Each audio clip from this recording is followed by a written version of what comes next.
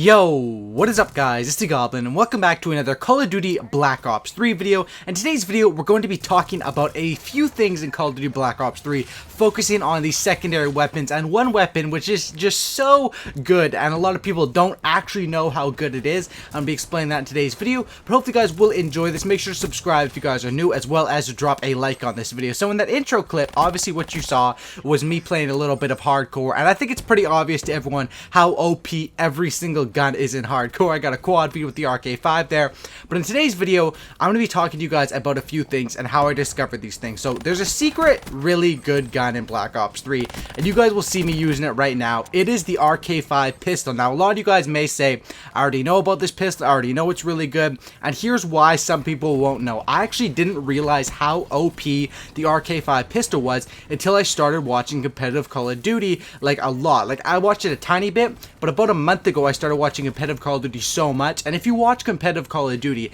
every single player there uses the RK5 pistol, and they actually use this pistol more than their primaries in certain situations. So I decided, you know, there's no way the pistol can be that strong. I went into some matches, and you'll see in these matches I'm only using the RK5 pistol, and it's not only overpowered in hardcore mode. In core mode, this is always a 1 to 2 burst kill.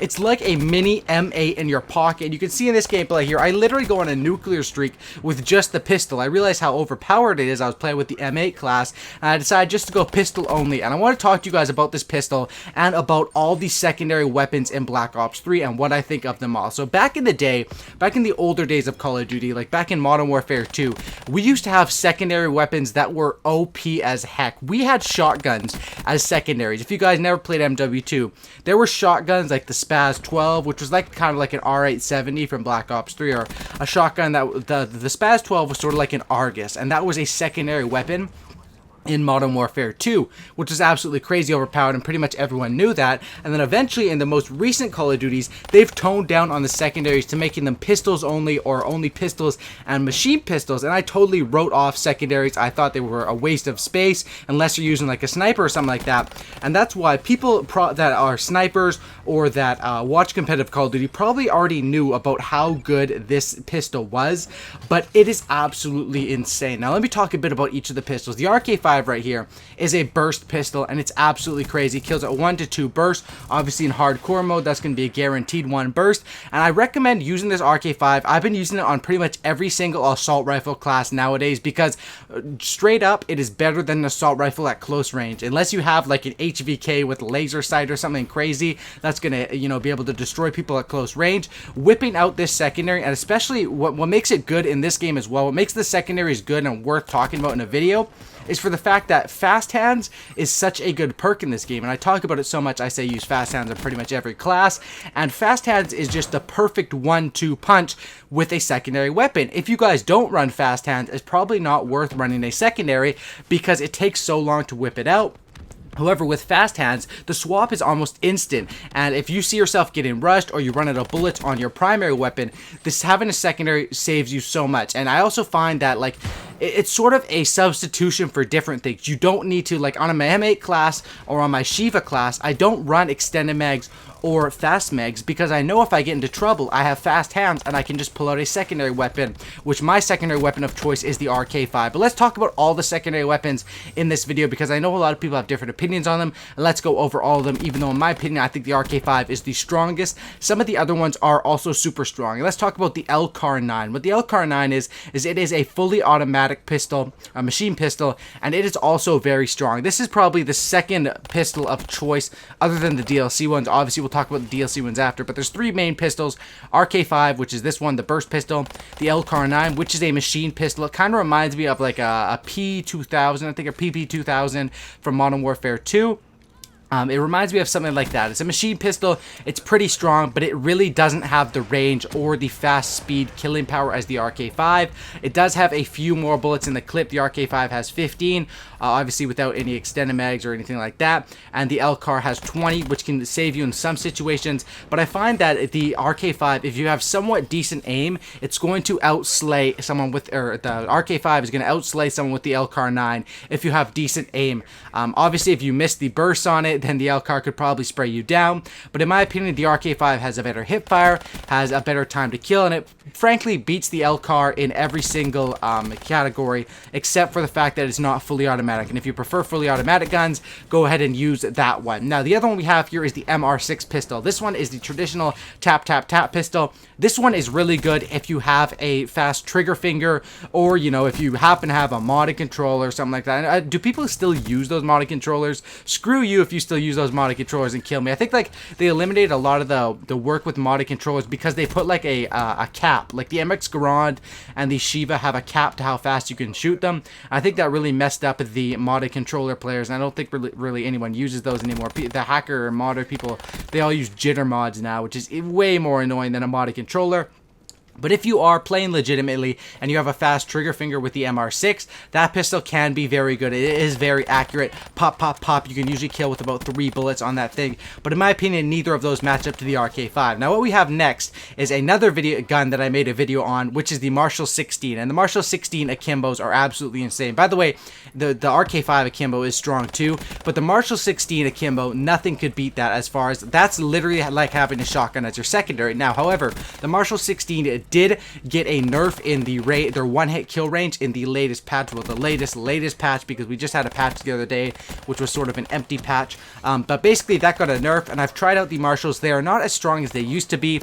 Obviously, still a pretty strong gun, and obviously, most of the people watching this video probably don't have that DLC weapon, so you don't have to concern yourself with that one at all. But I still have to say, I'm glad they nerfed it. I really don't like it when the DLC weapons are overpowered. I think that's completely unfair. I'm all for, you know, I'm all for just playing Call of Duty legit, and supply drop weapons or whatever. I wish there was a way to buy them without the supply. I don't like pay to win. That's what I'm trying to say. I don't like pay to win. I like the traditional style of Call of Duty. I think it's fine if you want to pay to look cooler in the game, or for a cool camo or whatever. That is totally cool, but I don't like paying to get a better weapon, and that's basically what the Marshall 16 was. Now, after these nerfs, the Marshall 16 is pretty even with the RK5 for a best secondary, and that Rift E9 pistol, I have not played with it myself, but I've watched a few videos on it. Some people say it's overpowered, some people say it's trash, and I think the reason behind that is it's really good, but it's really hard to aim. It's similar to the Banshee shotgun. All of those new laser weapons are very strong, but very, very hard to aim, and I'm hoping that, like, Infinite Warfare doesn't continue with those energy, like Advanced Warfare started it, right? All those laser energy, whatever they are, weapons. And I didn't think they were going to be in Black Ops 3, but obviously now they are. I really hope there's no more. I'm not a big fan of those. I don't know anyone who's really a big fan of those. Like, this is Call of Duty, man. We want guns that shoot bullets, not random paintball lasers that you have to aim across the screen and lead onto them. It just seems a bit weird. And obviously, as long as those weapons are bad, and they are pretty bad in Black Ops 3, I don't really have to complain about it too much, because if you're complaining about it, just don't use them. You know, the weapons are bad. If you get killed by it, you can complain about it, but most of the time you're going to beat those guys using the Rift pistol, using the RK5. Obviously, the Rift E9 pistol, because it's the laser, has absolutely insane range. But that's basically my opinions on all these secondaries in Black Ops 3. Now, when should you use a secondary? Even though this RK5 is a secret gem, it's a hidden god gun, this thing is amazing, you still shouldn't run it when you're running a VMP or something like that. I think extended mags or fast mags would be better when you have a submachine gun. I don't think you need, if you have a submachine gun, and maybe with the Pharaoh, you could use a secondary, or maybe even with the Vesper, because the Vesper doesn't have that much range. But with your normal submachine guns, the VMP, Weevil, and the Kuda, the top 3 SMGs, I'd probably say you don't need a secondary. Now, on assault rifles, definitely on a burst rifle or a one-shot rifle, such as Shiva, XR2, what am I missing some names here? MX Garand and M8A7. You should always use a secondary, and I recommend the RK5 unless you're better with one of those other ones. And on a sniper, you should always run a secondary as well. I think that's pretty obvious to everyone. With the fact that the snipers in this game are not the strongest, having the pistols be strong, it gives a little bit of a buff to the snipers, like indirectly, if you know what I mean.